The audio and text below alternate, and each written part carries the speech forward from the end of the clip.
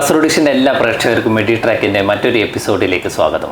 ഇന്ന് മെഡിട്രാക്ക് ഡിസ്കസ് ചെയ്യുന്ന വിഷയം മുട്ടുവേദനയെക്കുറിച്ചാണ്. മുട്ടുവേദനയുടെ കാരണങ്ങൾ, അതിൻ്റെ വിവിധ ചികിത്സാ രീതികൾ, അത് ഏതൊക്കെ രീതിയിൽ ഡയഗ്നോസ് ചെയ്യാം, ഈ വിഷയമാണ് ഇന്ന് മെഡിട്രാക്ക് ഡിസ്കസ് ചെയ്യുന്നത്. ഈ വിഷയത്തെക്കുറിച്ച് കാസർഗോഡ് വിഷൻ്റെ പ്രേക്ഷകരോട് സംസാരിക്കുന്നത് കാഞ്ഞങ്ങാട് സൺറൈസ് ഹോസ്പിറ്റലിലെ consultant orthopaedic surgeon doctor Roshid PV ആണ്. Sir, welcome. നമസ്കാരം ഡോക്ടർ. മുട്ടുവേദന കാരണം പ്രത്യേകിച്ച് ഒരു പ്രത്യേക പ്രായത്തിലുള്ള ആളുകൾക്കോ അല്ലെങ്കിൽ പ്രായഭേദമന്യേ പലർക്കും കാണുന്ന ഒരു ശാരീരിക ബുദ്ധിമുട്ടാണ്. രോഗം എന്ന് ഞാൻ വിശേഷിപ്പിക്കുന്നില്ല, ഒരു ശാരീരികമായ ബുദ്ധിമുട്ടാണ് ഈ മുട്ടുവേദന. മുട്ട് കാരണം വെച്ചാൽ നമ്മൾ ശരീരത്തിൽ ഓരോരോ പാർട്സിൽ ഏറ്റവും കൂടുതൽ നമുക്ക് നടക്കാനൊക്കെ നമ്മുടെ ഏറ്റവും കൂടുതൽ ഹെൽപ്പ് ചെയ്യുന്ന വൺ ഓഫ് ദ ഒരു ബെസ്റ്റ് പാർട്ടായിരിക്കും നമുക്ക് നീ എന്ന് പറയുന്നത്, മുട്ട് എന്ന് പറയുന്നത്. ഈ മുട്ടുവേദന ഉണ്ടാകാനുള്ളൊരു കാരണങ്ങൾ എന്തായിരിക്കും? മുട്ടുവേദന ആക്ച്വലി അതിൻ്റെ ഒരു സിംറ്റമാണ്. ആക്ച്വലി പല പല കാരണങ്ങളെ കൊണ്ട് മുട്ടിന് ഉണ്ടാകുന്ന പ്രോബ്ലംസ് നമ്മൾ അറിയിക്കാനുള്ള ഒരു വഴിയാണ് ഈ വേദന എന്ന് പറയുന്നത്. അത് നമുക്ക് ഓരോരോ ഏജ് ഗ്രൂപ്പിന് പല പല കാരണങ്ങളായിട്ടാണ് കോമൺ ആയിട്ട് മുട്ട് വേദന വരാനുള്ള റീസൺസ്. ഇപ്പോൾ പറഞ്ഞ പോലെ നമ്മളിപ്പം ബോഡിയിൽ ഏത് പാർട്ടിലൊരു വേദന വരുന്നത് അത് മറ്റൊന്നിന്റെ ഒരു സിംറ്റം, ഒരു സൂചനയാണ് അല്ല. അത് ശരിക്കും പറഞ്ഞാൽ വേദന എന്നത് രോഗമായിരിക്കില്ല, മാത്രമേ കാണൂ. അതുപോലെ മുട്ടുവേദന നമ്മൾ ആ രീതിയിൽ കണ്ടിന്യൂ ഡോക്ടർ. അത് പല കാരണങ്ങളുണ്ടാവും. സാധാരണഗതിയിൽ ഇപ്പം വയസ്സായ ആൾക്കാർ, ഒരു എബവ് 60 വയസ്സിനൊക്കെ മുകളിലുള്ള ആൾക്കാർക്കാണെങ്കിൽ മുട്ടുവേദനേൻ്റെ പ്രധാനമായ റീസൺ വരുന്നത് മുട്ടിൻ്റെ തേയ്മാനം, ഓസ്റ്റിയോആർത്രൈറ്റിസ് എന്നാണ് പറയാം. മുട്ടിൻ്റെ ജോയിൻറ്റിൽ വരുന്ന തേയ്മാനത്തിൻ്റെയാണ് വരുന്നത്. അതേസമയം ഒരു മിഡിൽ ഏജ് ഗ്രൂപ്പ്, ഒരു 30 to 50 അല്ലെങ്കിൽ നല്ലോണം ആക്റ്റീവായിട്ട് സ്പോർട്സൊക്കെ കളിക്കുന്ന ആൾക്കാരൊക്കെ ആണെങ്കിൽ ചിലപ്പോൾ മുട്ടിന് പരിക്ക് വരുന്നത് ആയിട്ടുള്ള കൊണ്ടായിരിക്കും വേദന വരുന്നത്. അപ്പം മുട്ടിൻ്റെ അവർക്ക് വരുന്ന പരിക്കിൽ കോമൺ ആയിട്ട് വരിക എന്ന് വെച്ച് കഴിഞ്ഞാൽ വള്ളികളിലെ പൊട്ടലാണ്. ഇപ്പോൾ ACL എന്നൊക്കെ പറയും. മുട്ടിൻ്റെ ഉള്ളിലുള്ള ലിഗമെൻറ്റ്സ്, ACL അല്ലെങ്കിൽ PCL, അതല്ലാണ്ട് മുട്ടിൻ്റെ തൊട്ട് പുറമേയുള്ള ലിഗമെൻറ്റ്സും ഉണ്ട്, MCL LCL എന്നൊക്കെ പറയും. അതല്ലെങ്കിൽ മുട്ടിൻ്റെ ഉള്ളിൽ 2 എല്ലിൻ്റെയും ഇടയിലായിട്ട് മെനിസ്കസ് എന്ന് പറഞ്ഞൊരു സാധനമുണ്ട്. ഒരു വാഷർ എന്നൊക്കെ പറയുന്ന പോലെ, കോമൺലി വാഷർ എന്നൊക്കെ പറയാറുണ്ട്. അതിൻ്റെ ഡാമേജ് ഉണ്ടെങ്കിൽ ഇതുപോലെ വേദന വരാം. അതേസമയം ഇതിനെക്കാട്ടി കുറഞ്ഞ ഏജ് ഗ്രൂപ്പ്സ്, ചെറിയ കുട്ടികൾ ഒക്കെയുള്ളതിനകത്ത് ഈവൻ ചെറിയ പരിക്ക് പറ്റിയാൽ തന്നെ കുഴപ്പം വരുന്ന ആൾക്കാരുണ്ട്. അതായത് ചിലപ്പം ഈ മെനിസ്കസിന് കട്ടി കൂടിയിട്ട് പെട്ടെന്ന് ഇഞ്ചുറി വരുന്ന ആൾക്കാരുണ്ട്. അത് നോർമൽ ചെറിയ കളിക്കുന്ന കൂട്ടത്തിൽ തന്നെ ചിലപ്പോൾ ഏതെങ്കിലും ഒരു കുട്ടിക്ക് ചിലപ്പം കൂടുതലായിട്ട് ഈ പറയുന്ന പോലെ മെനിസ്കസിന് ഡാമേജ് വരാൻ ചാൻസ് ഉണ്ട്. അത് ജന്മന മെനിസ്കസിനുള്ളൊരു കേട് അല്ലെങ്കിൽ ഒരു വ്യതിയാനം എന്ന് വേണമെങ്കിൽ പറയാം. അത് ഡിസ്കോയിഡ് മെനിസ്കസ് എന്നാണ് പറയാം. അപ്പം അങ്ങനത്തെ കണ്ടീഷനിലും പെട്ടെന്ന് മുട്ടിന് ഇഞ്ചുറി വരാനുള്ള ചാൻസ് ഉണ്ട്. ഇനി തീരെ കുറവ്, അതായത് ഒരു 4 to 10 years അല്ലെങ്കിൽ 8 years ഓഫ് ഏജിലുള്ള കുട്ടികൾക്ക് നമ്മൾ മുട്ടുവേദന എന്ന് പറഞ്ഞിട്ട് വരാറുണ്ട്. അത് 2 രീതിയിൽ കാണുന്നതിനാണ്. ചിലത് ഇടുപ്പിലെ വേദന കുട്ടി കംപ്ലൈൻറ്റ് ചെയ്യുന്നത് മുട്ടുവേദനയായിട്ടായിരിക്കും ഫീൽ ചെയ്യുന്നത്, മുട്ടുവേദനയായിട്ടായിരിക്കും തോന്നുന്നത് കുട്ടിക്ക്. റെഫേർഡ് പെയിൻ എന്നാ പറയാം, റെഫേർഡ് പെയിൻ.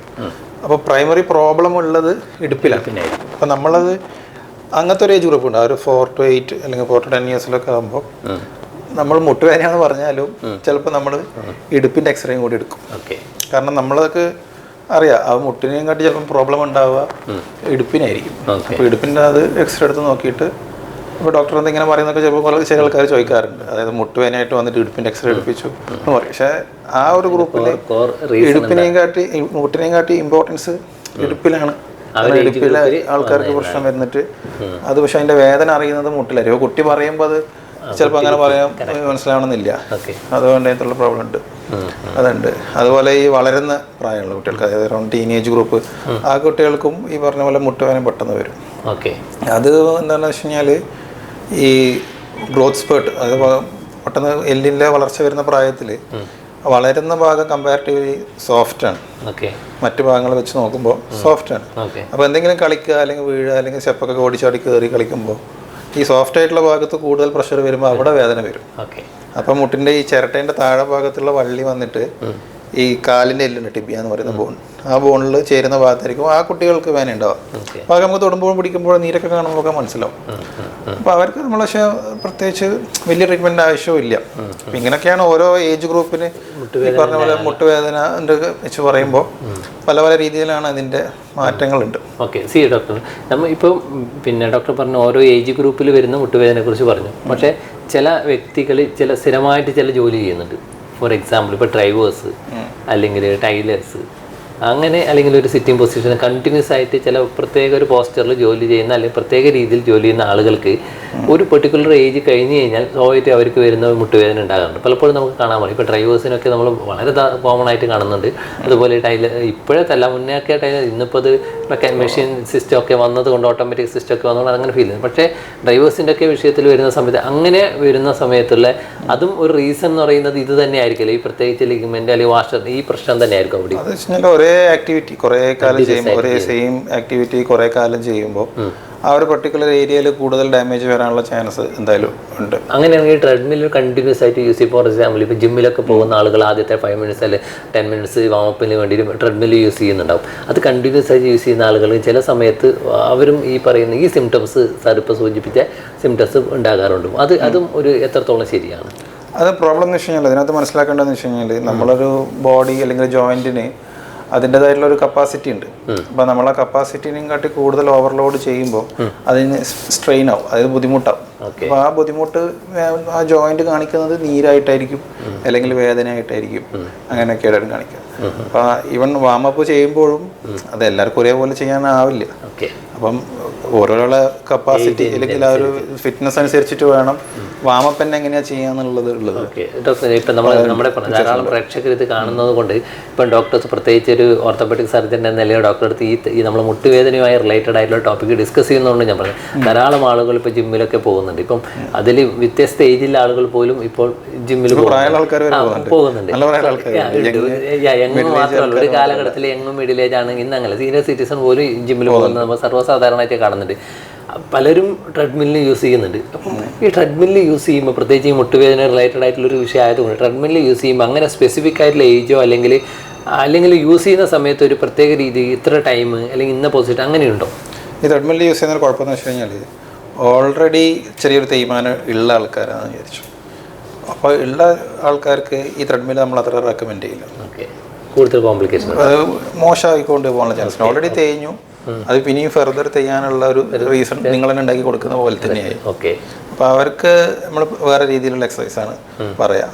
അതേസമയം ഒരു യങ് ഏജ് വലിയ നല്ല ആക്റ്റീവായിട്ടുള്ള ആൾക്കാർക്ക് ത്രെഡ്മിൽ ചെയ്യണമെന്ന് തന്നെ പറയാം. അപ്പോൾ അത് വ്യത്യാസമുണ്ട്. എത്ര സമയം ചെയ്യണം? അല്ല, അത് ഈ ബോഡി ഫിറ്റ്നസ് പോലെയാണ്. ഒരു ഹാഫ് ആൻ അവർ ചെയ്താൽ തന്നെ ധാരാളമാണ്. പക്ഷെ അത് ഒരു ദിവസം ചെയ്യലല്ല, അതിനകത്ത് ഇപ്പോൾ ഒരു വീക്ക്ലി 4 times ഒക്കെ ചെയ്യുകയാണെങ്കിൽ ആണ് അതിൻ്റെ ഒരു ഫിറ്റ്നസ് ലെവൽ മെയിൻറ്റെയിൻഡ് ആയിട്ട് പോകുന്നത്. ഒരു ഹാഫ് ആൻ അവർ ചെയ്യുന്നുണ്ടെങ്കിൽ തന്നെ ഒരു ആഴ്ചയിൽ 4 തവണയൊക്കെ ചെയ്യുകയാണെങ്കിൽ അത് നോർമലായിട്ടുള്ള ആൾക്കാർക്കാണ്, മുട്ടുവേദനയുള്ള ആൾക്കാർ കാര്യമല്ല പറയുന്നത്. അസുഖം വന്ന ആൾക്കാർക്കുള്ള ചെയ്യുന്ന രീതിയും അസുഖമില്ലാത്ത ഹെൽത്തി ആയിട്ടുള്ള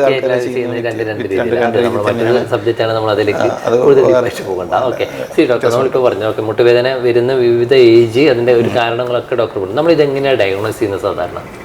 സാധാരണയായിട്ട് നമ്മൾ എല്ലാ അസുഖത്തിൻ്റെതായാലും ഓരോ അസുഖത്തിനും ഫസ്റ്റ് ഓഫ് ഓൾ ഹിസ്റ്ററി എടുക്കും, പേഷ്യൻറ്റിനെ കുറിച്ച് ഹിസ്റ്ററി എടുക്കും. അപ്പോൾ പേഷ്യൻ്റ് ഇതെങ്ങനെയാണ് തുടങ്ങിയത്, എത്ര കാലമായിട്ടുണ്ട്, എന്തൊക്കെ ആക്ടിവിറ്റി ചെയ്യുമ്പോഴാണ് ഇത് കൂടുന്നത്, എന്ത് ചെയ്താലാണ് ഇത് കുറയുന്നത്, അങ്ങനെയൊക്കെ നമ്മൾ ചോദിക്കും. പിന്നെ പേഷ്യൻറ്റിന് ഇത് എത്രമാത്രം ബുദ്ധിമുട്ടുണ്ട്. ചിലർക്ക് മുട്ടുവേന വന്നിട്ട് എന്താ പറയുക, ഒരു അപ്പുറത്ത് തൊട്ടടുത്ത വീട്ടിലൊരു കല്യാണത്തിന് പോകാൻ പറ്റാത്ത അവസ്ഥ ആൾക്കാരുണ്ട്, അല്ലെങ്കിൽ പള്ളിയിൽ പോകാൻ പറ്റാത്ത അവസ്ഥ വരും, അല്ല അമ്പലത്തിൽ അങ്ങനെ പോകാൻ പറ്റാത്ത അവസ്ഥ വരുമ്പോൾ അവർക്ക് ഫുൾ അവരെ ലൈഫ് റെസ്ട്രിക്റ്റഡ് ആയി. ക്വാളിറ്റി, നമ്മൾ ബേസിക്കലി ക്വാളിറ്റി ഓഫ് ലൈഫ് പോയി എന്നാണ് നമ്മൾ പറയാം. കാരണം അവർക്ക് ക്വാളിറ്റി ഓഫ് ലൈഫ് പോയി. അപ്പോൾ അത് പേഷ്യൻറ്റിന് ഈവൻ അവരെ മൂഡ് വരെ കുറയും. എനിക്കൊന്നും ചെയ്യാൻ പറ്റുന്നില്ലല്ലോ എന്ന ഒരു ഫീലിംഗിലേക്ക് അവർ പോകും. അവരെ കുറച്ച് ചെറിയൊരു പ്രശ്നത്തിലേക്ക് പോകാനുള്ളൊരു ആണ് അതിൻ്റെ അകത്തൊരു പോസിബിലിറ്റി അതിനകത്ത് വരുന്നത്. കാരണം അവർക്ക് ചെയ്യേണ്ട കാര്യങ്ങൾ, ഇഷ്ടമുള്ള കാര്യങ്ങൾ ചെയ്യാൻ പറ്റുന്നില്ല എന്നുള്ള ഒരു ഇതിലേക്കാണ് പോകുന്നത്. അതാണ് അതിൻ്റെ പ്രശ്നം. പക്ഷേ ഈ ഒരു രീതിയിലേക്ക് എത്തുന്നത് എങ്ങനെയാണെന്ന് വെച്ച് കഴിഞ്ഞാൽ ആദ്യം ചെറിയൊരു വേദന ഉണ്ടാവുള്ളൂ. ചെറിയൊരു വേദന അതവിടെ വെക്കും, മൈൻഡാക്കില്ല, അതിങ്ങനെ സഹിച്ച് നടക്കും. ഇപ്പോൾ കുറച്ച് കാലം കഴിയുമ്പോൾ ആ വേദന ശീലമാവും. അത് കുഴപ്പമില്ല, ശീലമായി അഡ്ജസ്റ്റ് ചെയ്ത് പോകും. എപ്പോഴെങ്കിലും കുറച്ചൊക്കെ മരുന്ന് കഴിക്കും, എവിടെയെങ്കിലും പോകണമെങ്കിൽ 1-2 ഗുളിക കഴിക്കും.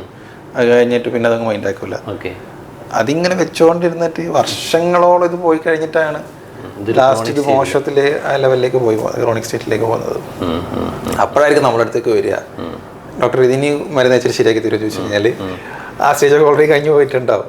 നമുക്കൊന്ന് ഓഫർ ചിലപ്പോൾ അതൊരു ഏർലി ഡിറ്റക്ഷനോ ഏർലി സ്റ്റേജോ ആണെങ്കിൽ ചില ഒരു മെഡിക്കൽ മാനേജ്മെന്റിന് ചിലപ്പോൾ പരിഹരിക്കാൻ പറ്റുന്നൊരു അല്ലെങ്കിൽ ഒരു എക്സസൈസ് കൊണ്ട് പരിഹരിക്കാൻ പറ്റുന്നൊരു സ്റ്റേജ് ആയിരിക്കും അത് അല്ലേ? ഓക്കെ, അതങ്ങനെ തന്നെ കാണുന്നത്. ഇപ്പം നമ്മളിപ്പോൾ ഈവൻ ഷുഗർ എടുക്കുക, ഇപ്പം ഷുഗർ ഇപ്പോൾ ഫസ്റ്റ് തന്നെ കണ്ടുപിടിച്ചാൽ നമ്മൾ ഇൻസുലിൻ കൊടുക്കില്ല, മരുന്ന് കൊടുക്കുക, ഗുളികകൾ കഴിക്കും. ഫസ്റ്റ് ആക്ച്വലി പറയുകയാണെങ്കിൽ ഡയറ്റാണ് ഫസ്റ്റ്.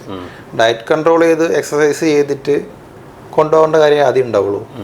അത് കഴിഞ്ഞിട്ട് അതിൽ നിൽക്കുന്നില്ലെങ്കിൽ ഈ പറഞ്ഞ പോലെ ഗുളികയിലേക്ക് കൊടുക്കുന്നുള്ളൂ. അപ്പോൾ അല്ലാണ്ട് ആരും ഫസ്റ്റ് തന്നെ കാര്യം ഇൻസുലിൻ കൊടുക്കില്ല. അപ്പോൾ അതുകൊണ്ട് അങ്ങനത്തെ സ്റ്റേജിൽ ആ ഒരു ട്രീറ്റ്മെൻറ്റ് ആവശ്യമുള്ളൂ. ഇനീഷ്യൽ സ്റ്റേജിൽ അതേ ആവശ്യമുള്ളൂ. എക്സസൈസും കുറച്ച് ഫുഡും കാര്യങ്ങളും സപ്ലിമെൻറ്റ്സും കൊടുത്താൽ തന്നെ കുറേയൊക്കെ ഓക്കെ ആവും. അതാണ് അതിൻ്റെ അകത്തുള്ള കാര്യം. ഓക്കെ, ഇപ്പോൾ ഡയഗ്നോസ് ചെയ്ത് നമ്മളിതിപ്പം പിന്നെ ഈ രോഗം സ്ഥിരീകരിച്ച് കഴിഞ്ഞാൽ മുട്ടുവേദന ഡയഗ്നോസ് ആക്ച്വലി നമ്മൾ ചെയ്യുന്നത് എങ്ങനെയാണെന്ന് വെച്ച് കഴിഞ്ഞാൽ ഫസ്റ്റ് ഓഫ് ഓൾ ഹിസ്റ്ററി എടുക്കും. അപ്പോൾ അതിനകത്ത് നമുക്ക് അതിനകത്തുള്ള ഐഡിയാസ് കിട്ടും. അത് കഴിഞ്ഞാൽ നമ്മളൊരു യൂഷ്വലി ഒരു എക്സ്റേ എടുപ്പിക്കും. എക്സ്റേയിൽ അതിനകത്തുള്ള കുറേ മാറ്റങ്ങളൊക്കെ ഉണ്ട്. എല്ലിൽ വരുന്ന മാറ്റങ്ങൾ, എല്ലിൻ്റെ സൈഡിലൊക്കെ കുറച്ച് ഓസ്റ്റിയോഫൈറ്റ്സ് എന്നൊക്കെ പറയും. അങ്ങനത്തെ ചേഞ്ചസും ഈവൻ ബോണിൻ്റെ രണ്ട് എല്ലിൻ്റെ ഇടയിലുള്ള ഗ്യാപ്പ് കുറയും. വെയിറ്റ് ബെയറിങ് നിന്നിട്ടുള്ളൊരു എക്സ്റേ എടുത്തു കഴിഞ്ഞാൽ സാധാരണ ആൾക്കുണ്ടാവുന്ന ഗ്യാപ്പ് ഈ പറഞ്ഞ ആൾക്കാർക്ക് ഉണ്ടാവില്ല. പക്ഷെ അത് തേയ്മാനം വന്നു കഴിഞ്ഞാൽ ആൾക്കാർക്ക് ഉണ്ടാവില്ല. അപ്പം നമുക്ക് അതിനകത്ത് തന്നെ മനസ്സിലാവും. അത് കഴിഞ്ഞാൽ അതിനകത്ത് വേറെ നോക്കുന്ന വെച്ചാൽ അത് ആ അസുഖമാണെന്ന് മനസ്സിലായി. അത് നെക്സ്റ്റ് എന്ന് പറഞ്ഞാൽ ഏത് ഗ്രേഡാന്നുള്ളത് സ്റ്റേജ് എന്ന് പറയും. 1, 2, 3, 4 ഉണ്ട്. അപ്പോൾ 1, 2, 3, 4 ഏത് സ്റ്റേജിലാണ് ഇപ്പോൾ പേഷ്യൻ്റ് ഉള്ളതെന്ന് നമുക്ക് എക്സ്റേയിൽ മനസ്സിലാവും. അപ്പോൾ അതിനനുസരിച്ചിട്ട് ഓരോ സ്റ്റേജിന് അല്ലെങ്കിൽ വ്യത്യാസങ്ങൾ ട്രീറ്റ്മെൻറ്റ് കുറച്ച് ഡിഫറെൻ്റാണ്. അപ്പോൾ അതിനനുസരിച്ചിട്ടുള്ള കാര്യങ്ങളൊക്കെ നമ്മൾ പറയാം. ഓക്കെ, ഇപ്പോൾ ഡയഗ്നോസ് ചെയ്ത് കഴിഞ്ഞാൽ പിന്നെ ട്രീറ്റ്മെൻറ്റ് ഓപ്ഷൻസ് ഉണ്ടല്ലോ ഡോക്ടർ, ഏതൊക്കെയാണ് ട്രീറ്റ്മെൻറ്റ് ഓപ്ഷൻസ് വരുന്നത്? ട്രീറ്റ്മെൻറ്റ് ഓപ്ഷൻസ് എന്ന് പറയുന്നത് ഫസ്റ്റ് ഓഫ് ഓൾ ഇതിപ്പം ഗ്രേഡ് 1 അല്ലെങ്കിൽ ഗ്രേഡ് 2 ഒക്കെ ആണെങ്കിൽ അവർക്കൊന്നും ഒരു സർജറിയിലേക്ക് പോകേണ്ട ആവശ്യമില്ല. അപ്പോൾ അവർ നമ്മൾ ഫസ്റ്റ് ഈ പറഞ്ഞ പോലെ പെയിൻ മെഡിക്കേഷൻസ് കൊടുക്കും, വേദന കുറച്ച് കുറക്കാനുള്ള മരുന്നുകൾ കൊടുക്കും. അതിൻ്റെ കൂട്ടത്തിൽ ഈ ജോയിൻറ്റ് ഇമ്പ്രൂവായി വരാനുള്ള മരുന്നുകൾ കൊടുക്കും, അതായത് സപ്ലിമെൻറ്റ്സ് എന്ന് പറയും. അപ്പോൾ അതിനകത്ത് ഇപ്പം സാധാരണ കൊടുക്കുക എന്ന് പറഞ്ഞു കഴിഞ്ഞാൽ ഗ്ലൂക്കോസാമിൻ, ഹൈഡ്രോണിക് ആസിഡ് അല്ലെങ്കിൽ കോൺട്രാക്റ്റിൻ സൾഫേറ്റിൻ്റെ മരുന്നുകളും ബാക്കി കുറച്ച് കാൽഷ്യം അങ്ങനത്തെ ഗുളികളൊക്കെയാണ് കൊടുക്കുക. വൈറ്റമിൻ ഡിൻ്റെ കുറവുണ്ടാവും സാധാരണഗതിയിൽ, അപ്പോൾ അതും ഒന്ന് സപ്ലിമെൻറ്റ് ചെയ്യും. അതൊരു ആക്ച്വലി അതൊരു മരുന്നല്ല, സപ്ലിമെൻ്റാണ്. അതായത് ബോഡിക്ക് കിട്ടാവുന്ന ഗ്രേഡ് 1 and 2 അതിൽ കൊടുക്കാം. എത്ര കാലം കഴിക്കേണ്ടി വരും അത്? ഇതങ്ങനെ കാലത്തിൻ്റെതല്ല.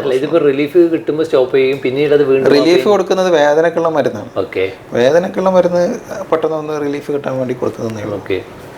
മറ്റേത് റിലീഫിന് വേണ്ടി കൊടുക്കുന്നില്ല, ആ ഉള്ള അവസ്ഥ ഫെർദർ വേഴ്സ് ആവാണ്ടിരിക്കാനും ഒന്ന് കുറച്ചൊക്കെ ഹീലാവാനുമുള്ള സപ്പോർട്ട് കൊടുക്കുകയാണ് ഇത്. ഇത് ഈ പറഞ്ഞ പ്രോബ്ലം കുറേ വർഷങ്ങളായിട്ടുണ്ടല്ലോ. ഒരു 10 ദിവസം ഒരു ഗുളിക കഴിച്ചുകൊണ്ട് ഇത്രയും വർഷങ്ങളായിട്ടുണ്ടായ പ്രോബ്ലം 10 ദിവസം കൊണ്ട് പോകില്ല. അപ്പോൾ അതങ്ങനെ കണ്ടിട്ട് കാര്യമില്ല. അപ്പോൾ അത് കുറച്ച് ദീർഘകാലം കഴിക്കേണ്ടി വരും. ആദ്യം നമ്മൾ കുറച്ച് സപ്ലിമെൻറ്റ്സ് കുറച്ച് കൂടുതൽ കൊടുക്കും, പിന്നെ അത് കുറച്ച് കൊണ്ടുവരും. പേഷ്യൻ്റ് ഓക്കെ ആണെങ്കിൽ ഇപ്പോൾ ഒരു 1.5 അടക്കം കൊടുത്താൽ മതി. അങ്ങനെ മാറ്റി കൊണ്ടുവരും. പക്ഷെ അതിപ്പം ഫുള്ളി ഒഴിവാക്കാൻ പറ്റിയെന്ന് വരണമെന്നില്ല. കാരണം അതിപ്പോൾ ഷുഗറിൻ്റെ മരുന്ന് പോലെ തന്നെയാണ്. ഇതിപ്പോൾ ഇതൊരു ലൈഫ് സ്റ്റൈൽ ഡിസീസ് പോലെ തന്നെ കണക്കാക്കേണ്ട ഒരു കാര്യം ഇത്. ഗ്രേഡ് 1 and 2 ഇപ്പം ഈ പറയുന്ന സപ്ലിമെൻ്റ് മെഡിസിൻ്റെ കൂടെ എക്സസൈസും കൂടി ആകുകയോ അല്ലെങ്കിൽ ഇതിന് ഫിസിയോന് റോളുണ്ടോ? ഫിസിയോന് നല്ല റോളുണ്ട് ആക്ച്വലി. കാരണം എന്ന് വെച്ച് കഴിഞ്ഞാൽ ഇതും ഫിസിയോൻ്റെ ഉദ്ദേശം എന്ന് പറയുന്നത് നമ്മൾ എക്സസൈസ് ചെയ്യിപ്പിക്കുക എന്നുള്ളതാണ് പ്രൈമറി തിങ്. ചെറിയ അലൈൻമെൻറ്റ് ഇഷ്യൂസൊക്കെ ഉണ്ടാകും ചില ആൾക്കാർക്ക്. അപ്പോൾ അതിന് കണക്കായിട്ട് കുറച്ച് ഉള്ളോട്ടേക്കോ അല്ലെങ്കിൽ കുറച്ച് പുറത്തോട്ടേക്കോ തിരിച്ചു കഴിഞ്ഞാലും കുറച്ചും കൂടി ബെറ്ററായിട്ട് പേഷ്യൻറ്റിന് ചെയ്യാൻ പറ്റും. അപ്പം ഈ ഫിസിയോ ചെയ്യേണ്ട ഉദ്ദേശം എന്താണെന്ന് പറഞ്ഞു കഴിഞ്ഞാൽ നമ്മളിപ്പോൾ മുട്ടിൻ്റെ ജോയിൻറ്റ് സന്ധി അതിലേക്കൂടെ എല്ലിലൂടെ വെയിറ്റ് പോകുമ്പോഴാണ് എല്ലിന് കൂടുതൽ തേയ്മാനം വന്ന് ഈ ഒരു അവസ്ഥയിലേക്ക് എത്തുന്നത്. അപ്പോൾ എല്ലിലൂടെ വെയിറ്റ് പോകുന്നതിൻ്റെ കൂട്ടത്തിൽ മസിലിലൂടെയും വെയിറ്റ് പോകുന്നുണ്ട് താഴോട്ടേക്ക്. അപ്പം നമ്മൾ മസിൽസ് സ്ട്രോങ് ആവുകയാണെങ്കിൽ ഒരു ഭാഗം വെയിറ്റ് മസിൽ തന്നെ താങ്ങി നിർത്താൻ പറ്റും. അപ്പോൾ എല്ലിന് കമ്പാരിറ്റീവ്ലി മറ്റേതിൻ്റെ അത്ര സാധാരണ പോലെ വരുന്ന അത്ര സ്ട്രെയിൻ വരില്ല. അപ്പോൾ എല്ലിനെ സപ്പോർട്ടീവായിട്ടാണ് നമ്മൾ ഈ മസിൽസ് ട്രെയിൻ ചെയ്തിട്ട് എടുക്കുന്നത്. മസിൽസ് സ്ട്രോങ് ആയി കഴിഞ്ഞാൽ ഈ പറഞ്ഞ പോലെ സപ്പോർട്ടീവായിട്ട് വരുമ്പോൾ എല്ലിനും സപ്പോർട്ടീവാണ്, അത് കൂടാണ്ട് വെയിറ്റും കൂടി മസിൽസ് എടുക്കുന്നുണ്ട്. അപ്പോൾ ആ ഒരു ഗുണമുണ്ട്. ഓക്കെ, ഇതിപ്പോൾ ഒരു സർജിക്കൽ പ്രൊസീജിയറിലേക്ക് പോകേണ്ട സ്റ്റേജ് എപ്പോഴാണ്? അത് ഏത് ഗ്രേഡിലാണ് മുട്ടുവേദന? മെയിനായിട്ട് 3ഉം 4ഒക്കെ ആകുമ്പോൾ പിന്നെ സർജറിയിലേക്ക് പോകുന്നത് തന്നെയാണ് അതിൻ്റെ ബെസ്റ്റ് ഓപ്ഷൻ. സർജറി പ്രൊസീജിയർ എന്ന് പറഞ്ഞാൽ അതൊന്ന് ഡീറ്റെയിൽ ആയിട്ട് എക്സ്പ്ലെയിൻ ചെയ്യുകയാണെങ്കിൽ. നമ്മൾ സർജറി എസ് പറയുകയാണെങ്കിൽ TKR എന്നാണ് പറയുക. TKR അല്ലെങ്കിൽ TKE, അത് ടോട്ടൽ നീ റീപ്ലേസ്മെൻറ്റ് എന്നാണ് പറയാം. മുട്ട് മാറ്റിവെക്കലുള്ള ഓപ്പറേഷനാണ് ഈ പറയുന്ന സർജറി. അത് കേൾക്കുമ്പോൾ ചിലപ്പോൾ വിചാരിക്കും ഫുൾ മുട്ടനെ എടുത്ത് ഫുള്ളായിട്ട് മാറ്റുകയാണ് എന്നുള്ളത്. അങ്ങനെയല്ല അത് ചെയ്യുക. ആക്ച്വലി നമുക്ക് ഈ പറഞ്ഞ ഫസ്റ്റ് ഡാമേജ് വരുന്നത് ഈ മുട്ടിൻ്റെ ജോയിൻ്റ് ഉണ്ടല്ലോ, തൊടയലിൻ്റെ താഴെ ഭാഗവും അതേപോലെ കാലിൻ്റെ കുറച്ച് മുകളിലത്തെ ഭാഗത്തുള്ള എല്ലിൻ്റെ ഫസ്റ്റ് കവറിങ്, എല്ലിനൊരു കവറിങ് ഉണ്ട്, കാർട്ടിലേജ് എന്നാ പറയാം, തരുണാസ്ഥി എന്ന് പറയും. അപ്പോൾ തരുണാസ്ഥിക്കാണ് ഫസ്റ്റ് ഡാമേജ് വരിക. ആ തരുണാസ്ഥി ഡാമേജായി പോയി അതിൻ്റെ അടുത്തല ഉള്ളിലാണ് എല്ലെത്തുന്നുള്ളൂ, ബോണ്ട് ടിഷ്യൂ വരുന്നത്, ബോൺ ടിഷ്യൂ വരുന്നത്. അത് പറയുമ്പോഴാണ് ഈ പറഞ്ഞ പോലെ ഗ്രേഡ് 3 ഗ്രേഡ് 4 ഒക്കെ ആയിട്ട് നമ്മൾ കണക്കാക്കുക. ഈ ഡാമേജായ ഭാഗം നമ്മൾ ഒഴിവാക്കി കൊടുക്കും. ഒഴിവാക്കിയിട്ട് ആ ഒഴിവാക്കിയ ഭാഗത്ത് ഈ പറഞ്ഞ പോലെ സ്റ്റീലിൻ്റെ അല്ലെങ്കിൽ മെറ്റൽ ഇംപ്ലായൻസ് വെച്ചിട്ട് കവർ ചെയ്യുക. അത് റീസർഫസിങ് എന്നാണ് പറയുക.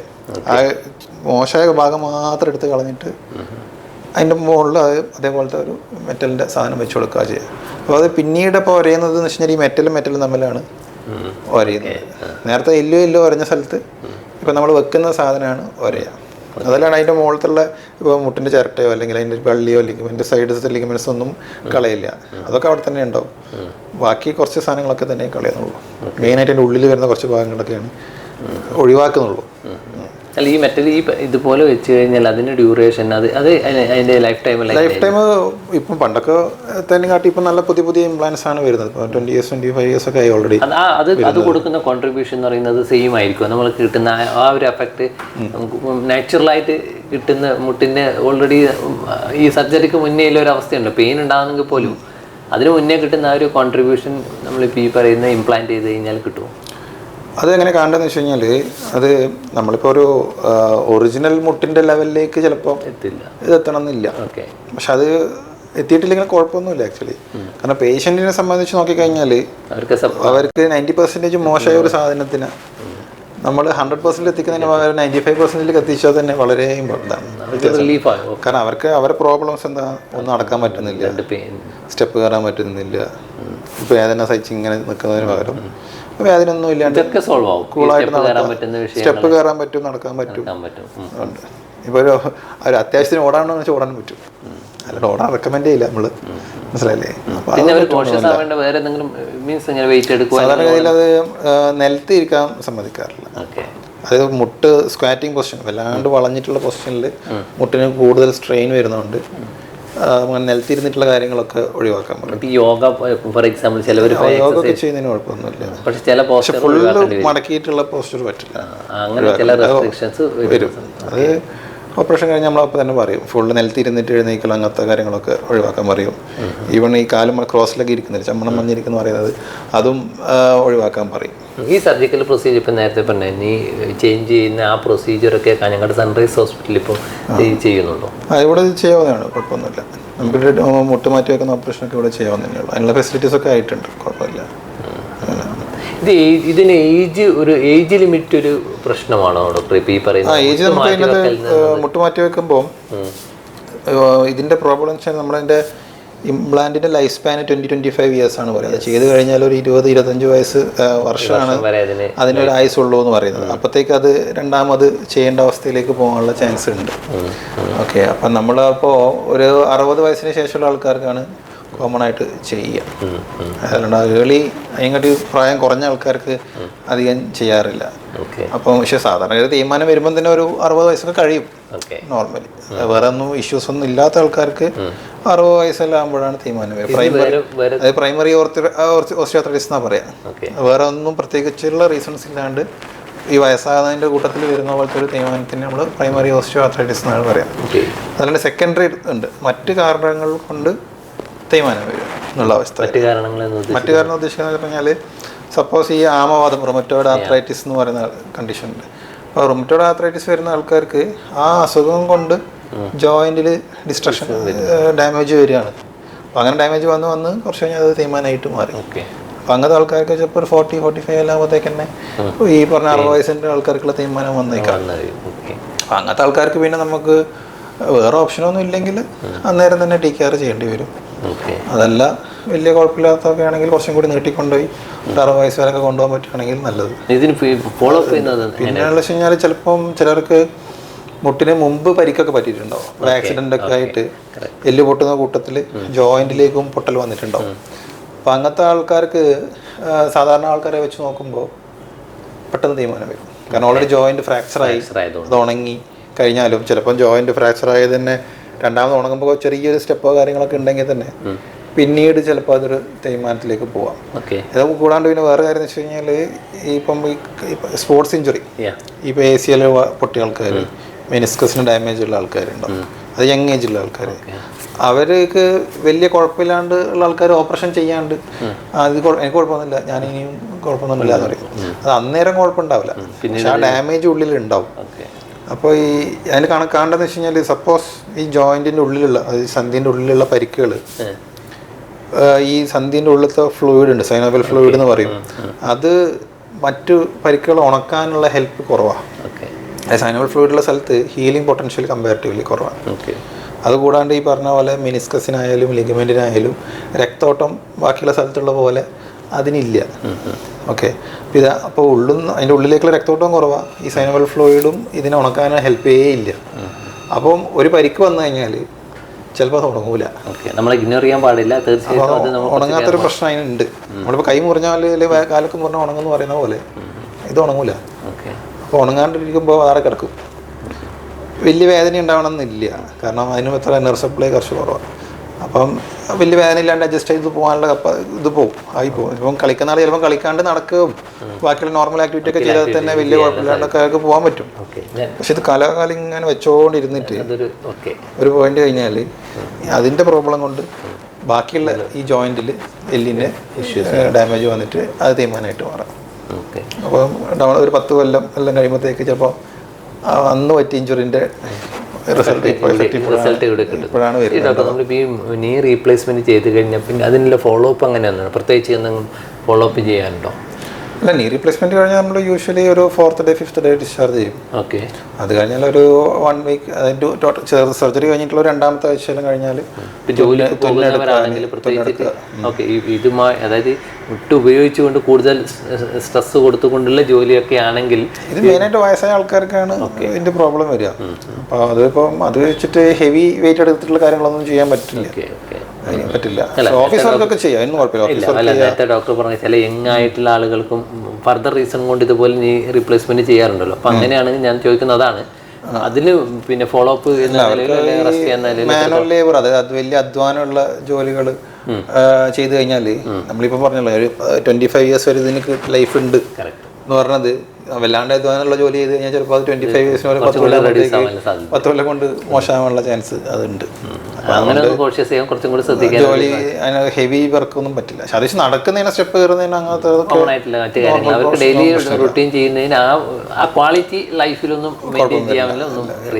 അല്ലാണ്ട് ഹെവി സ്പോർട്സ് അല്ലെങ്കിൽ ഹെവി മാനുവൽ ലേബർ അധ്വാനം വരുന്ന വെയിറ്റ് എടുത്തിട്ടുള്ള കാര്യങ്ങളൊക്കെ ഒഴിവാക്കേണ്ട തന്നെ വരും. ലൈഫ് ഈ പറയുന്ന റീപ്ലേസ് ചെയ്യുന്ന ആ ഒരു വസ്തുവിനുണ്ടാകുന്ന ലൈഫ് ടൈം ചിലപ്പോൾ റെഡ്യൂസ് ആവും പറഞ്ഞ പോലെ അല്ല. 25 മുതൽ 20ലേക്കോ 10 കൊല്ലം കൊണ്ട് മോശം. അവിടെ മാത്രമേ നമ്മൾ ശ്രദ്ധിക്കേണ്ട ഒരു വിഷയം. പിന്നെ അത് മാത്രമല്ല, അതിപ്പം ഇത് മുട്ട് മാറ്റി വെച്ച് കഴിഞ്ഞാൽ അതിനുശേഷം പിന്നീടൊരു വീഴ്ചയോ അങ്ങനെയൊക്കെ പറ്റിക്കഴിഞ്ഞാൽ ഈ ഇംപ്ലാന്റ് വെച്ചതിൻ്റെ ഭാഗത്തൊക്കെ എല്ലൊക്കെ പൊട്ടിക്കഴിഞ്ഞാൽ സാധാരണ എല്ല് ഉറപ്പിക്കുന്ന പോലെ അല്ല, അതിനകത്ത് ഈ പറഞ്ഞ പോലെ ഈ ഇംപ്ലാന്റ് ഒക്കെ ഉള്ളതുകൊണ്ട് അത് ഉറപ്പിക്കാനും അത് ശരിയാവാനൊക്കെ ബുദ്ധിമുട്ട് കൂടുതലാണ്, കോംപ്ലിക്കേഷൻ കൂടുതലാണ്. കാരണം ഒരു നോർമൽ എല്ല് പൊട്ടുന്നതും ഓൾറെഡി പ്രോബ്ലം ആയ സ്ഥലത്ത് വേറെ എന്തൊക്കെ വെച്ചിട്ട് അതിന് ശേഷം പിന്നെ പൊട്ടുന്നതൊക്കെ അതിനകത്ത് റിസ്ക്കും കാര്യങ്ങളൊക്കെ കൂടുതലാണ്. ചിലപ്പോൾ ഇട്ട സാധനം ഇളകി പോവാം, അങ്ങനെയൊക്കെ പ്രശ്നങ്ങളൊക്കെ ഉണ്ട്, ഇഷ്യൂസ് ഉണ്ട്. സാർ നമ്മളിപ്പം പിന്നെ നീ റീപ്ലേസ്മെന്റ് സർജറിക്ക് വിധേയമായ ആളുകൾക്കുണ്ട്, പിന്നീട് ഇൻ ഫ്യൂച്ചറിൽ എന്തെങ്കിലും ഫർദർ കോംപ്ലിക്കേഷൻസ് വരാനുള്ള സാധ്യതയുണ്ടോ?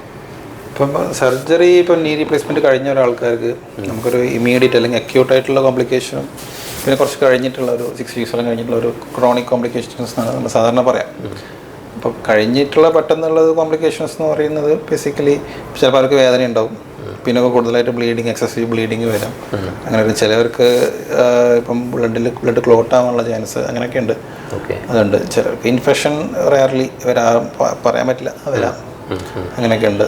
കുറച്ച് കഴിഞ്ഞാൽ ചിലപ്പം മുറിവ് ഉണങ്ങാനുള്ള കാലതാമസമൊക്കെ വരും. കാരണം ഓൾറെഡി ഡയബറ്റിക് ആയിട്ടുള്ള ആൾക്കാരൊക്കെ ആണെങ്കിൽ ചിലപ്പോൾ മുറിവ് ഉണങ്ങാൻ ബുദ്ധിമുട്ട് വരാനുള്ള ചാൻസ് ഉണ്ട്. അങ്ങനെയൊക്കെ ഉണ്ട്. അത് ഇമ്മീഡിയറ്റ് ആയിട്ട് വരുന്ന കാര്യങ്ങൾ.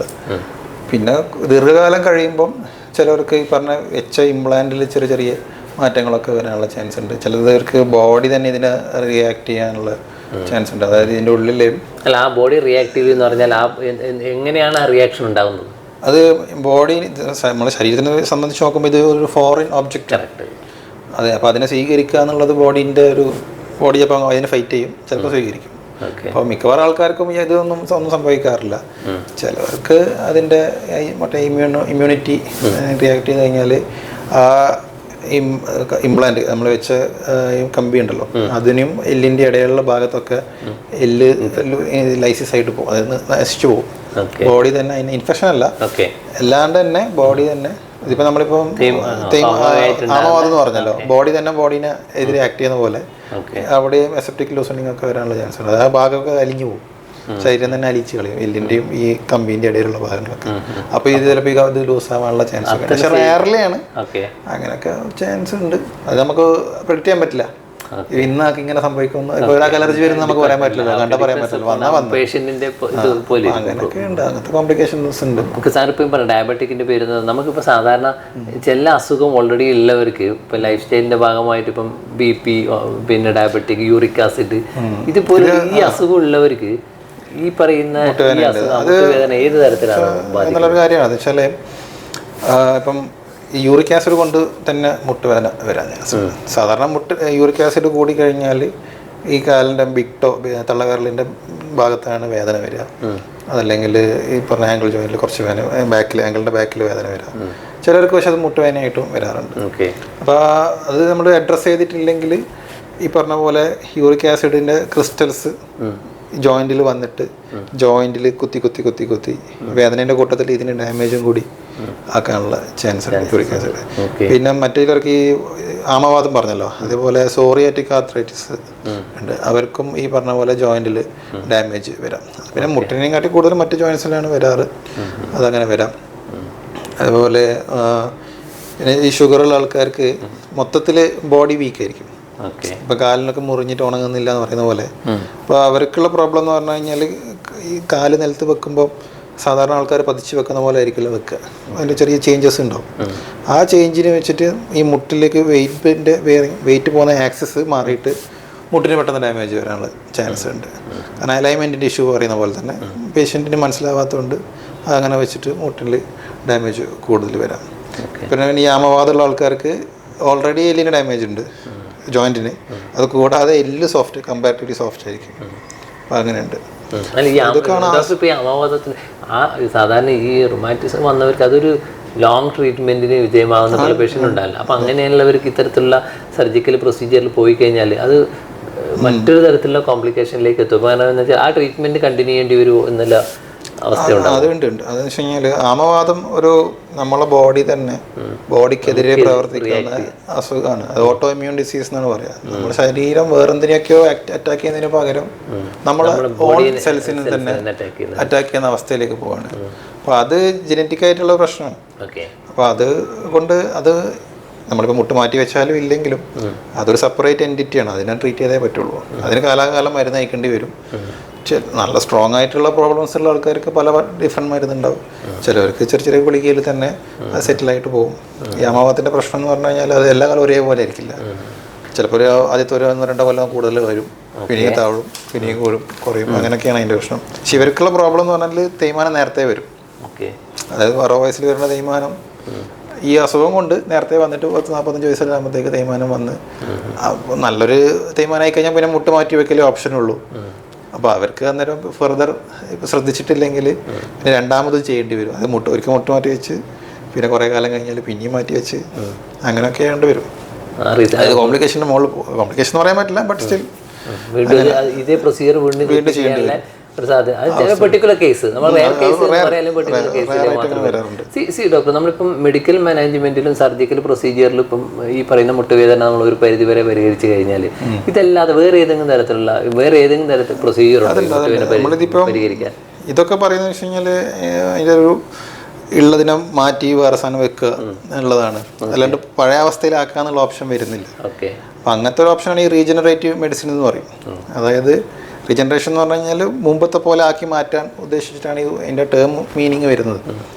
അപ്പോൾ അതിന് പറ്റുന്നതെന്ന് വെച്ച് കഴിഞ്ഞാൽ ഇപ്പം PRP ഇഞ്ചക്ഷൻസ് ഉണ്ട്. PRP ഇഞ്ചക്ഷൻസ് എന്ന് പറയുന്നത് എന്താണെന്ന് വെച്ച് കഴിഞ്ഞാൽ നമ്മുടെ ശരീരത്തിൻ്റെ അകത്ത് ഓൾറെഡി ഉള്ളതാണ് ഈ പ്ലേറ്റ്ലെറ്റ്സ്, ബ്ലഡിനകത്തുള്ള സാധനങ്ങളാണ്. അപ്പം ബ്ലഡ് ഒരു എമൗണ്ട് ഓഫ് ബ്ലഡ് എടുത്തിട്ട് അത് സെൻട്രിഫ്യൂജ് ചെയ്തിട്ട് PRP എന്ന് പറഞ്ഞ സാധനത്തിന് അതിനകത്ത് നിന്ന് കോട്ടിങ് മാത്രം എടുത്ത് വെക്കുക ചെയ്യാം. അപ്പോൾ ഇതിൻ്റെ ഗുണം എന്ന് പറഞ്ഞു കഴിഞ്ഞാൽ ഒന്ന് അത് ഇൻഫ്ലമേഷൻ കുറക്കും. അതായത് ഇതിൻ്റെ പ്ലാസ്മ എന്നുള്ള കമ്പോണൻറ്റ് വരുമ്പോൾ ഇൻഫ്ലമേഷൻ കുറയും, നീർക്കെട്ട് എന്ന് പറയുന്നത് കുറക്കും. ഈ പ്ലേറ്റ്ലെറ്റിനകത്ത് ഈ പറഞ്ഞ പോലെ ഗ്രോത്ത് ഫാക്ടേഴ്സ് ഉണ്ട്. രണ്ടാമത് സാധനങ്ങൾ വളർത്തി ഉണ്ടാക്കിയെടുക്കാനുള്ള ഗ്രോത്ത് ഫാക്ടേഴ്സ് ഉണ്ട്. അപ്പോൾ അത് ഓൾറെഡി ഡാമേജ് ആയിട്ടുള്ള ഈ തരുണാസ്ഥിക കാർട്ടിലേജിനെ വീണ്ടും ഒന്ന് ഉത്തേജിപ്പിച്ചിട്ട് ഒന്ന് ഉണക്കിയെടുക്കാനുള്ള രീതിയിലുള്ള ട്രീറ്റ്മെൻറ്റാണ് വരുന്നത്. അത് ഒരു പരിധി വരെ നടക്കുള്ളൂ. അതായത് കുറച്ചൊക്കെ ഡാമേജ് ഉണ്ട്. ക്രോണിക് സ്റ്റേജിൽ പറ്റില്ല. അത് ഗ്രേഡ് 1 or 2 പറ്റുള്ളൂ. 1 ചെയ്യണമെന്നില്ല, 2 3 ട്രൈ ചെയ്ത് നോക്കാന്നേ ഉള്ളൂ. പക്ഷെ 1 or 2 എന്ന് പറയുന്നത് ഡോക്ടർ നമ്മൾ സാധാരണ PRP ചില സിറ്റിംഗ് പറയല്ലോ 1 2 3 എന്നൊക്കെ പറയാറുണ്ട്. പക്ഷെ ഇതിന് എത്ര സിറ്റിംഗ് വേണ്ടി വരും? യൂഷ്വലി PRPൻ്റെ എന്ന് പറഞ്ഞാൽ 2 times കൊടുക്കാം. 2 times കൊടുത്തിട്ട് റിസൾട്ട് വന്നിട്ടില്ലെങ്കിൽ പിന്നെ കൊടുക്കുന്നതിൽ അർത്ഥമില്ല. നമ്മൾ 3 timesലേക്ക് പോയിട്ട് കാര്യമില്ല. നമ്മൾക്ക് 1 time കഴിയുമ്പോൾ തന്നെ യൂഷ്വലി റിലീഫ് ഉണ്ടെങ്കിൽ പിന്നെ ഒരു 6 months എല്ലാം കഴിഞ്ഞിട്ട് കൊടുക്കുക. പിന്നെ വേണമെങ്കിൽ റിലീഫ് ഉണ്ടെങ്കിൽ ഒരു 1 year ഒക്കെ കഴിഞ്ഞിട്ട് പിന്നെയും കൊടുക്കുക. അതിനൊന്നും കുഴപ്പമില്ല. ഇത് 2 വട്ടം കൊടുത്തിട്ടും യാതൊരു മാറ്റം ഇല്ലെങ്കിൽ പിന്നെ ആ പേഷ്യൻറ്റിന് അതിനെ കൊണ്ട് കാര്യമില്ല. ഒരു സിറ്റിംഗിൽ 1 time ഇത് കൊടുത്തു കഴിഞ്ഞാൽ നെക്സ്റ്റ് എങ്ങനെ ഒരു ഡേയിൽ തന്നെ ഇത് ചെയ്യാൻ പറ്റും? അങ്ങനെ ചെയ്യാൻ പറ്റും. അത് വന്നിട്ട് ബ്ലഡ് എടുത്ത് അത് തന്നെ സെൻട്രിഫ്യൂജ് ചെയ്ത് ആക്കി ചെയ്തിട്ട് അന്നെ പോവാം. 1 day കെയർ പ്രൊസീജിയറാണ്. അതെ, 1 day care means 2 times 3 times 1 day ചെയ്യാൻ പറ്റും? ഇല്ല, ഇതൊരു അങ്ങനല്ല അറിയുന്നത്. ഇപ്പം ഒരു മുട്ടിൽ കൊത്തി കഴിഞ്ഞാൽ ആ ഏരിയ മൊത്തം കൊടുത്തല്ലോ. പിന്നെ അന്ന് തന്നെ പിന്നെയും കൊടുക്കേണ്ട കാര്യമില്ല. കൊടുക്കേണ്ട കാര്യമില്ല. അല്ല, നമ്മളിപ്പോൾ ഈ PRP എന്ന് പറയുന്നത് മറ്റ് ശരീരത്തിന് മറ്റ് പല ഇപ്പോൾ കോസ്മെറ്റിക് പ്ലാസ്റ്റിക് അതിൽ പോലും PRP ഉപയോഗിക്കുന്നുണ്ട്. ഇപ്പം മുടി കൊഴിയുന്നതൊക്കെ നമ്മൾ PRP ചെയ്യാറുണ്ട്. അവിടേക്ക് നമ്മളിപ്പം ഡിഫറെൻറ്റ് ഡേയ്സിലാണ് സിറ്റിങ്സ് കൊടുക്കുന്നത്. അങ്ങനെ അതുകൊണ്ടാണ് ഞാൻ ഈ ഡോക്ടർ ഇവിടെയും PRP ചെയ്യുന്നുണ്ടെങ്കിൽ 1 day 1 sitting ഒന്ന് ചെയ്യും.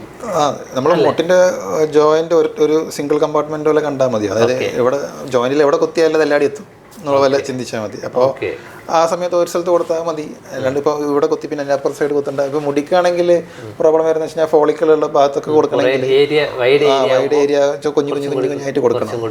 ഇതൊരു കമ്പാർട്ട്മെന്റ്. ഇപ്പോൾ ബലൂണിൽ വെള്ളം നിറച്ച പോലെയാണ്. എൻ്റെ ഉള്ളിൽ എവിടെ കൊടുത്താലും ഒരേ എല്ലാവരുടെയും കലരും എന്ന് പറയുന്നില്ല, അതേപോലെ ആയിട്ട് പോകും. ഇപ്പോൾ PRP ചെയ്യുന്നത് കാരണം ഇത് കുറച്ചും കൂടി ഇൻട്രസ്റ്റിംഗ് ഒരു ടോപ്പിക് ആയി വരുന്നുണ്ട്. കാരണം ഇത് ഏജ് വൈസ്, ഫോർ എക്സാമ്പിൾ നമ്മൾ ഇന്ന് ഏജ് ആണോ അല്ല ഇതിൻ്റെ സ്റ്റേജ് ആണോ?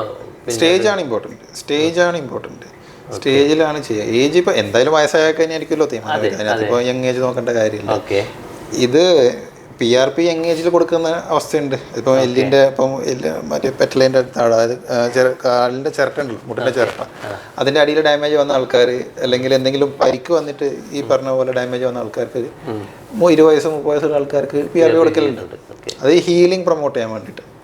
അപ്പോൾ PRP നോക്കുമ്പോൾ വെച്ച് കഴിഞ്ഞാൽ അതൊരു മരുന്നല്ല. നമ്മളെ സ്വന്തം ശരീരത്തിലുള്ള സാധനം നമ്മൾ കുറച്ച് കോൺസെൻട്രേറ്റ് ആക്കിയിട്ട് അപ്പോൾ എഫക്റ്റ് കൂടി, കോൺസെൻട്രേറ്റ് ആകുമ്പോൾ എഫക്റ്റ് കൂടി. അത് എന്നിട്ട് നമുക്ക് ഇപ്പം ജോയിൻറ്റിലൊന്നും അത് എത്തില്ല. അതുകൊണ്ട് നമ്മൾ പുറമേ നിന്ന് കുത്തുന്നതേ ഉള്ളൂ, ബ്ലഡിലൂടെ അത് എത്താത്തതുകൊണ്ട്. അതൊരു പെർമനന്റ് റിലീഫിലേക്ക് എത്തുമോ ഡോക്ടർ? സാധാരണ ഇപ്പോൾ ഗ്രേഡ് 1 or 2 ആണെങ്കിൽ അത് അതിൻ്റെ റിസൾട്ട് എങ്ങനെയായിരിക്കും? റിലീഫ് കിട്ടും. അല്ലാണ്ട് ഇതിപ്പോൾ നമ്മൾ PRP മുട്ടിൽ മാത്രമല്ല, ഇതിപ്പം ഇവിടെ ടെന്നീസ് എൽബോ വന്നാൽ അല്ലെങ്കിൽ AC ജോയിൻറ്റിൻ്റെ ഇവിടെയൊക്കെ തേയ്മാനത്തിൻ്റെ സെറ്റിംഗ് എല്ലാം ഉണ്ടെങ്കിൽ ഈവൻ ജോയിൻറ്റിൻ്റെ ഉള്ളിലും മസിലിൻ്റെ ഉണങ്ങാനൊക്കെ ഹെൽപ്പ് ചെയ്യാൻ വേണ്ടിയിട്ടൊക്കെ PRP കുത്താറുണ്ട്. PRP അങ്ങനെ ഒരു സാധനം, അല്ലാണ്ട് ഒരു സ്ഥലത്ത് മാത്രമേ എന്നുള്ളതില്ല. പിന്നെ ഇതിൻ്റെ റിസൾട്ട് എന്ന് പറഞ്ഞു കഴിഞ്ഞാൽ ഇതിന് ഹീലിംഗ് പൊട്ടൻഷ്യൽ കൂട്ടുക എന്നുള്ളതാണ്. അതായത് ഇതിൻ്റെ പ്രോബ്ലം എന്ന് പറയാം, നമ്മൾ ഈ തരുണാസ്ഥി കാർട്ടിലേജ് ഫസ്റ്റ് ഉണ്ടാകുന്നത് ഹയലിംഗ് കാർട്ടിലേജ് എന്ന് പറഞ്ഞിട്ടൊരു സാധനമാണ്. വൺസ് അത് ഡാമേജ് ആയിട്ട് അത് ഉണങ്ങുമ്പോൾ ഈ ഹയലിംഗ് കാർട്ടിലേജ് മാറിയിട്ട് ഫൈബ്രോ കാർട്ടിലേജ് ആയിട്ട് മാറുക ചെയ്യുക. അതായത് പണ്ടുണ്ടായ സാധനമല്ല, അതിന് പകരം പുതിയൊരു സാധനം. പക്ഷെ ആ പഴയതിൻ്റെ ക്വാളിറ്റി അതിനുണ്ട് ഇല്ല.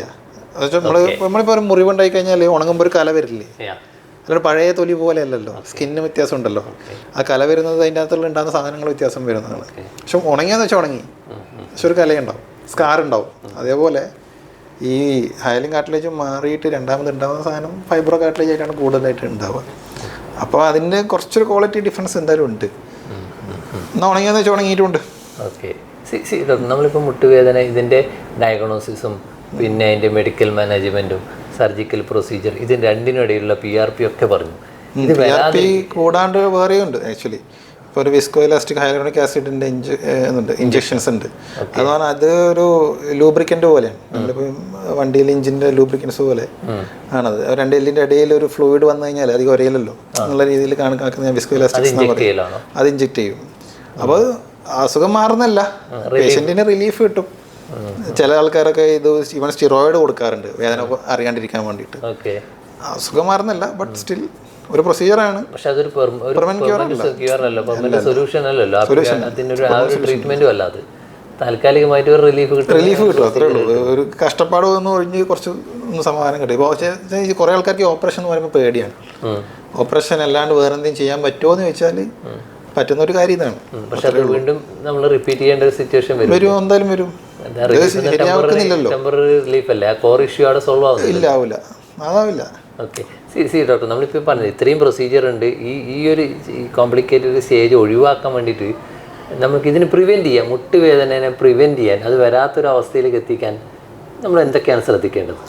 അതെന്താ പറയുക, മുട്ടുവേദന നമ്മൾ ഒരു ലൈഫ് സ്റ്റൈൽ ഡിസീസ് പോലെ കാണുന്നതാണ് നല്ലത്. അതിപ്പോൾ ഷുഗർ വരാണ്ടിരിക്കാൻ നമുക്ക് എന്തൊക്കെ ചെയ്യാൻ പറ്റുമോ എന്ന് ചോദിക്കുന്ന പോലെ തന്നെയാണ് ഇതും. അത് നമ്മൾ ഇതിൻ്റെ പ്രോബ്ലം കുറച്ച് ബ്രോഡായിട്ട് കാണണം. ഓക്കെ. എന്ന് വെച്ച് കഴിഞ്ഞാൽ നമ്മൾ ഇപ്പം കമ്പാരിറ്റീവ്ലി പണ്ടത്തെ ആൾക്കാർ വെച്ച് നോക്കുമ്പോൾ ഇപ്പോഴത്തെ ആൾക്കാർക്ക് ഇത് കുറച്ച് കൂടുതലാണ്. കാരണം മെയിൻ റീസൺ സെഡൻറ്ററി ലൈഫ് സ്റ്റൈലാണ്. അതായത് നമുക്ക് അധ്വാനം കുറവാണ്. അധ്വാനിക്കുന്ന ആൾക്കാരില്ല എന്നല്ല പറയുന്നത്. മെജോറിറ്റി ആൾക്കാർക്ക് പണ്ടത്തെ വെച്ച് നോക്കുമ്പോൾ അധ്വാനം കുറവ്. എല്ലാവർക്കും ഈ പറഞ്ഞ പോലെ സ്കൂട്ടറോ കാറൊക്കെ ഉണ്ടെങ്കിൽ നടക്കുന്നത് കുറഞ്ഞ്, അതുകൊണ്ട് തന്നെ ഫുൾ ടൈം ഇരിക്കുന്ന ജോലിയാണെങ്കിൽ ഇരുത്തം നിൽക്കൽ നടക്കൽ ഒക്കെ അത്രേ ഉള്ളൂ. വലിയ വെയിറ്റ് എടുത്തിട്ടുള്ള കാര്യങ്ങളൊന്നും ചെയ്യില്ല, അല്ലെങ്കിൽ സ്പോർട്ടിങ് ആക്ടിവിറ്റി ഉണ്ടാവില്ല, ഒന്നും ഉണ്ടാവില്ല. അപ്പം വലിയ ആക്ടിവിറ്റി ഇല്ലാത്ത ആൾക്കാർക്ക് എങ്ങനെയായാലും എല്ലിന് അത്ര ശക്തി ഉണ്ടാവും. അപ്പം നല്ലോണം വർക്ക് ചെയ്യുന്ന ഒരാൾക്ക് ഉണ്ടാകുന്ന എല്ലിൻ്റെ ശക്തിയും മസിലിൻ്റെ ശക്തിയും വർക്ക് ചെയ്യാത്ത ആൾക്കാർക്ക് എന്തായാലും ഉണ്ടാവില്ല. അപ്പോൾ നമ്മൾ ഇതിനകത്ത് പീക്ക് ബോൺ ഡെൻസിറ്റി എന്നൊക്കെ പറയും. അത് 30-35 വയസ്സാകുമ്പോഴാണ് ഏറ്റവും കൂടുതൽ ബോണ്ട് ഡെൻസിറ്റി ഉണ്ടാവുക. അത് കഴിഞ്ഞാൽ പിന്നെ വയസ്സാകുന്നതോറും ഇത് കുറഞ്ഞു പോവുക ചെയ്യുക. അപ്പം നമ്മൾ ആദ്യത്തെ ഒരു 30-35 വയസ്സിൽ ഒന്നും ചെയ്യാണ്ട് നിന്ന ആൾക്ക് പിന്നെ അതെന്തായാലും കുറഞ്ഞ് അങ്ങ് പോകും. അപ്പം നല്ല ഒരു ഈ പറഞ്ഞ ഒരു 30-35 ആകുമ്പോഴത്തേക്ക് തന്നെ നല്ലൊരു സ്ട്രോങ് ആയിട്ടുള്ള ബോഡി ഉണ്ടാക്കി എടുക്കുക എന്നുള്ളത് പ്രധാനമാണ് ഈ കാര്യത്തിൽ. അങ്ങനെയുള്ള ഒരാൾക്ക് വയസ്സായാലും ഒരു കുഴപ്പമില്ലാണ്ട് ഉണ്ടാവും. അത് കഴിഞ്ഞിട്ട് ആ ഒരു ആക്ടിവിറ്റി കണ്ടിന്യൂ ചെയ്ത് പോവുകയാണെങ്കിൽ കമ്പാരിറ്റീവ്ലി ബോണ് സ്ട്രോങ് ആയിരിക്കും. അങ്ങനെയുണ്ട്. പിന്നെ നമുക്ക് ലേഡീസിൻ്റെ ഒരു ഇത് വരുമ്പം ഈ മെനോപോസ് ആർത്തവ വിരാമം കഴിഞ്ഞതിന് ശേഷം പെട്ടെന്ന് എല്ലിന് ശക്തി കുറയും. കാരണം ഈസ്ട്രജൻ എന്നുള്ള ഹോർമോണ് എല്ലിനെ പ്രൊട്ടക്റ്റീവാണ്. അപ്പോൾ അത് കഴിഞ്ഞ് കഴിഞ്ഞാൽ പെട്ടെന്ന് ശരീരത്തിൽ ഹോർമോണിൻ്റെ അളവ് കുറയുമ്പോൾ അതേപോലെ തന്നെ എല്ലിനും ശക്തി കുറയും. അപ്പോൾ അവർക്ക് പെട്ടെന്ന് ഫ്രാക്ചർ വരും, ഇതേപോലെ തേയ്മാനം വരും. അങ്ങനെ അപ്പോൾ നമ്മളിതൊക്കെ മനസ്സിൽ കണക്ക് കൂട്ടിയിട്ട് റെഗുലറായിട്ട് ചെറിയ എക്സസൈസുകളും നല്ല ഫുഡ്, വൈറ്റമിൻ ഡി ഇതൊക്കെ കൺട്രോൾ ചെയ്ത് കൊണ്ടുപോയിട്ട് ആ ഒരു ഫോർമാറ്റിൽ കാണുകയാണെങ്കിൽ റെഗുലർ ഫോർ എക്സാമ്പിൾ ഇപ്പോൾ ഫുഡ് ഐറ്റംസ് ഒക്കെ റെഗുലറായി ചെയ്യുന്ന ചെറിയ എക്സസൈസ് എന്നത് ഡോക്ടർ ഉദ്ദേശിക്കുന്നത് എന്താണ്? മുട്ടിൻ്റെ ഇതിനകത്ത് വെച്ച് നോക്കുകയാണെങ്കിൽ മുട്ടിൻ്റെ മെയിനായിട്ട് മുട്ടിൻ്റെ ഈ തുടയുള്ള മസിൽസ് ക്വാഡ്രിസെപ്സ് എന്ന് പറയും. ക്വാഡ്രിസെപ്സ് മസിൽസ് സ്ട്രെങ്തൻ ചെയ്യുന്ന എക്സസൈസ് ചെയ്യുക എന്നുള്ളത്. അതായത് ഈ ഇരുന്നിട്ട് മുട്ട് നിവർത്തി മടക്കുന്ന വെയിറ്റ് ഇട്ടിട്ടുള്ള നിവർത്തി മടക്കുന്ന എക്സസൈസ് ചെയ്യാം. അതിൽ നിന്നിട്ട് കാല് ബാക്കോട്ടേക്ക് മടക്കുമ്പോൾ ഈ ബാക്കിലെ മസിൽസ് ഹാംസ്ട്രിങ് മസിൽസ് സ്ട്രോങ് ആവും. അപ്പോൾ അതിന് വെയിറ്റ് ഇട്ടിട്ട് തന്നെ ചെയ്യണം. അസുഖമില്ലാത്തല്ല, അസുഖമില്ലാത്ത ആൾക്കാർ വെയിറ്റ് ഇട്ടിട്ട് അത് ചെയ്യുക. സ്ക്വാറ്റിങ്, ഇരുന്നെണീക്കുന്ന പോലത്തെ സ്ക്വാറ്റിങ് എക്സസൈസ്. ഇതിൻ്റെ കൂട്ടത്തിൽ ഈ പറഞ്ഞ പോലെ കോർ മസിൽസും സ്ട്രോങ് ആയിരിക്കണം. കാരണം ഇതെല്ലാം ഒരു കൈനമാറ്റിക് ചെയിൻ എന്നാണ് പറയുക. അതായത് മുട്ട് മാത്രം പോരാ, നമുക്ക് മുട്ടും ഇടുപ്പും നട്ടലിൻ്റെ ഭാഗത്തൊക്കെ കൂടി എൻഗേജ് ചെയ്താൽ മാത്രമേ ടോട്ടൽ ഹെൽത്ത് വരുന്നുള്ളൂ. അപ്പം അങ്ങനെ രീതിയിൽ കണ്ടാൽ മാത്രമേ മുട്ടിൻ്റെ കാര്യത്തിലേക്ക് വരുള്ളൂ. അതേസമയം നമ്മൾ ഈ വേറെ കാര്യം ശ്രദ്ധിക്കേണ്ടതെന്ന് വെച്ച് കഴിഞ്ഞാൽ ഇപ്പോൾ ഓൾറെഡി തേയ്മാനം വന്ന ആൾക്കാർക്ക് എക്സസൈസ് എന്ന് പറയുന്നത് ഐസോമെട്രിക് എക്സസൈസ് എന്ന് പറയും. അതായത് അധികം മുട്ട് ഫുള്ള് മടക്കി നിവൃത്തിയും ചെയ്യാത്ത രീതിയിലുള്ള എക്സസൈസസ് ഉണ്ട്. അതായത് കാല് മടക്കാണ്ട് തന്നെ നേരെ വെച്ചിട്ട് കാല് പൊക്കി താഴ്ത്തുക. മുട്ട് മടക്കുന്നതിന് പകരം കാല് ഇടുപ്പിൻ്റെ അവിടെ നിന്ന് പൊക്കി താഴ്ത്തി അങ്ങനത്തെ എക്സസൈസ് ചെയ്യാൻ പറ്റും. അതുപോലെ തേയ്മാനമുള്ള ആൾക്കാർക്ക് ചെയ്യാൻ പറ്റുന്ന മറ്റ് എക്സസൈസ് എന്ന് പറഞ്ഞു കഴിഞ്ഞാൽ നമ്മളിപ്പോൾ നിന്നിട്ട് ചെയ്യുമ്പോൾ മുട്ടിൽ വെയിറ്റ് വരുമല്ലോ. ബോഡി വെയിറ്റ് ഓൾറെഡി മുട്ടിലേക്ക് വന്നതിന് ശേഷമാണ് നമ്മൾ എന്തെങ്കിലും എക്സസൈസ് ചെയ്യാൻ പറ്റുക. അപ്പം മുട്ടിൻ്റെ ബോഡി വെയിറ്റ് മുട്ടിൽ വരാത്ത പോലത്തെ എക്സസൈസ് ചെയ്യണം. അതായത് സൈക്ലിങ് ചെയ്യാം. സൈക്ലിംഗ് എന്ന് ഉദ്ദേശിക്കുക നമ്മൾ ഇരുന്നിട്ട് സൈക്കിൾ ചവിട്ടുമ്പോൾ ഇരിക്കുമ്പോൾ ആ ഭാഗത്തേക്ക് വെയിറ്റ് പോയി, ബോഡി വെയിറ്റ് പോയി.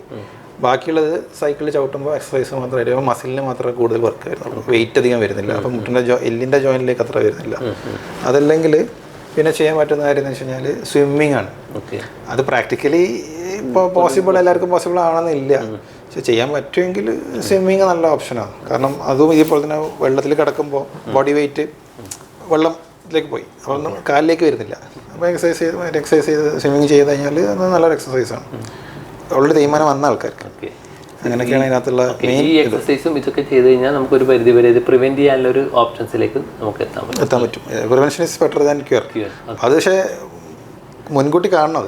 അതായത് നമ്മൾ ഇനിയിപ്പോൾ തേയ്മാനം തുടങ്ങി എന്നാൽ പിന്നെ ഇപ്പോൾ ചെയ്യാൻ പറഞ്ഞിട്ട് കാര്യമില്ല. അത് കാലകാലങ്ങളായിട്ട് തന്നെ അതൊരു ദിനചര്യയായിട്ട് മാറ്റിയാൽ മാത്രമേ, ലൈഫ് സ്റ്റൈലാക്കി കൊണ്ടുപോയാൽ മാത്രമേ ഈ പറഞ്ഞ പ്രശ്നങ്ങളൊക്കെ ഇത്രയും വലിയൊരു കോംപ്ലിക്കേഷനിലേക്ക് എത്താനുള്ള സ്റ്റേജിലേക്ക് നമുക്ക് പൂർണ്ണമായി പോകാൻ പറ്റും. ഈവൻ ഇപ്പോൾ ഒരു 65 വയസ്സിൽ വരേണ്ട തേയ്മാനം ചിലപ്പോൾ ഒരു 90 വയസ്സിലേ വരുള്ളൂ. അങ്ങനെ ഉണ്ടാകാൻ തന്നെ നല്ലതല്ലേ? ഒരു 10-25 കൊല്ലം നമ്മളത് നോർമലായിട്ട് കൊണ്ടുപോകാൻ പറ്റും. അതങ്ങനെ തന്നെയുള്ളത്. ഷുഗറും അതേപോലെ തന്നെയാണ്, ഡയബറ്റീസും അതേപോലെ തന്നെയാണ്. കാസർഗോഡ് വിഷൻ്റെ മെഡിട്രാക്കിൻ്റെ ഈ എപ്പിസോഡ് ഇവിടെ വൈൻഡപ്പ് ചെയ്യാണ്. ഈ എപ്പിസോഡിൽ മുട്ടുവേദന അല്ലെങ്കിൽ മുട്ടിന് വരുന്ന തേയ്മാനം, അതിൻ്റെ കാരണങ്ങൾ, അതിൻ്റെ ചികിത്സ, വിവിധ ചികിത്സാ രീതികൾ, അതോടൊപ്പം തന്നെ അത് വരാതിരിക്കാൻ നമ്മൾ എടുക്കേണ്ട പ്രിവെൻറ്റീവ് മെഷർ അല്ലെങ്കിൽ അതിൻ്റെ എക്സസൈസ്, ഈ വിഷയമാണ് ഇന്ന് വളരെ വിശദമായി കാഞ്ഞങ്ങാട് സൺറൈസ് ഹോസ്പിറ്റലിലെ orthopedic surgeon doctor Roshid PV Kasaragod വിഷൻ്റെ പ്രേക്ഷകരോട് സംസാരിച്ചത്. എല്ലാ പ്രേക്ഷകർക്കും നന്ദി, നമസ്കാരം. Thank you doctor. ഈ വിഷയത്തെക്കുറിച്ച് കാസർഗോഡ് വിഷൻ പ്രേക്ഷകരോട് സംസാരിക്കാൻ പറ്റിയതിൽ സന്തോഷമുണ്ട്. Thank you all.